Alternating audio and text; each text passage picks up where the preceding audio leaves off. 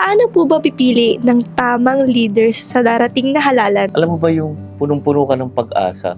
Kasi sa mundo natin parang lang, 'di ba, daming problema, ang daming mukhang talunan, 'di ba? So, ang daming parang nawala ng pag-asa. Example, pag usapin ng pagbabago sa gobyerno, observation ko lang 'to, sana mali ako. Parang ang Pilipino hopeless na. Wala na tayong magagawa diyan, matanda pa sa iyo 'yan, no? Matanda pa 'yan sa yung kultura na 'yan. Sumama ka na lang, gano'n. So, gano'n na lang ba tayo? So, yung ire-represent ko na, yung iboboto ko na magre-represent ng interest ko, ang paniniwala niya wala ng pag-asa. Kaya ako, gusto ko yung leader na sasabihin niya, hindi, may pag-asa pa na mabago ang Pilipinas. Yun ang magre-represent ng interest ko.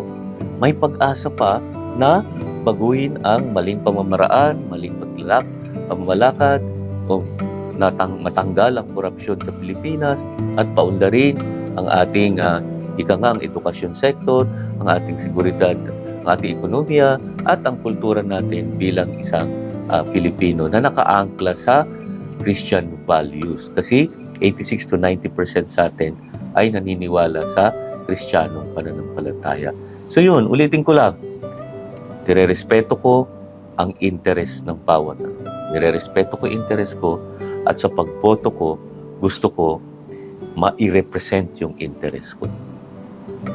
At yung interest ko, nakaangkla kung sino ako. Ako kasi ay Kristiyanong Pilipino. Ang iboboto ko ay yung magdadala ng pinaniniwalaan ng isang Kristiyanong Pilipino.